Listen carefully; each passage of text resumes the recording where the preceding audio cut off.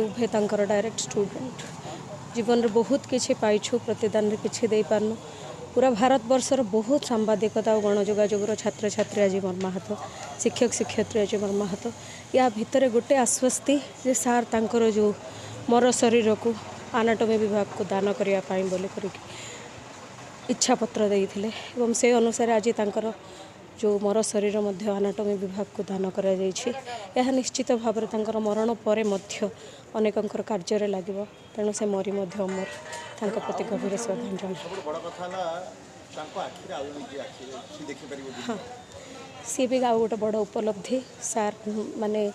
निर्वाक हो जाइथिले मध्य से देखुथिबे हमको चाहूथिबे आम काम रे लागुथिबे सेथिपई गभीर श्रद्धांजलि हम समस्त तरफ। आपण जोटा आपण डॉक्टर सुनील कांत बेहेरा जी आपण शरीर दान करेंगे सीटा हूँ आम 16तम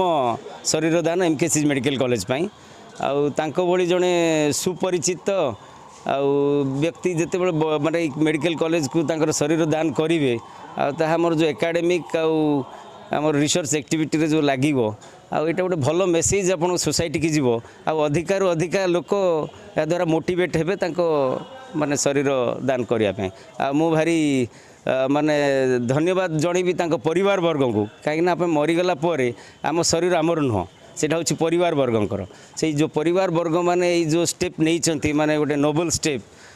to donate this body to department of anatomy MKC medical college आम तांको परिवार पाखरे सब चिर ऋणी रही। मोर सान भाई मोठू 6 वर्ष सान से तार बापा आमर मरीगला से 10 वर्ष तार सब केयर परिवार नहीं से आज ये अवस्था को आसे very strong person dedicated person for the cause of student always he fight for students. He has lived for the students and today also he died for the students as he has given his dead body for the cause of the learning of the students. So it is a great thing, it's a great thing. And he has clearly written in his affidavit that if my body is helpful to somebody, if my some organs are helpful to some person, I will be the most happiest person. So she she is a great teacher. I never knew her before that.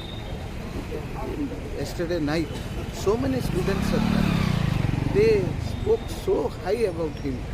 so dedication, so sacrificing nature of my brother. I am really proud of my brother. सी सांबादिक मान को तैयारी करते संवाद केमती लिखार शिखी कौन लिखार शिखी एवं वृत्ति पर भी कौन करने कथा से आज शिखी जाइए मरिया पर शरीर पंचभूत लीन हो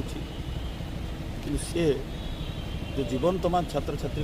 कार्य कर जाइए सी मरिया पर आज डाक्तरी छात्र छात्री गवेषणा निजक उत्सर्ग करगले आज एमकेसीजी मेडिकल कॉलेज एनाटॉमी विभाग ताकर मर शरीर को रिसीव कर इमितिका गोटे बहुत बड़ दान से दे जाइए परिवार वर्ग प्लेज को एते गुरुत्वर सब नहीं से समस्ते स्त्री संघमित्रा बक्सीपात्र पुओ पुना झील समस्ते निजे आसिकी बॉडी डोनेट कर ये सब परिवार भारत वर्ष शिखा कथा आ गोटे आखि डोनेट कर आखिरे आउ जने देखिपर ये उदाहरण आखि डोनेट खाली राति कर दि जाए आखिरे आउ 2 जन देखिपर एवं शरीर गवेषणा काम लगे।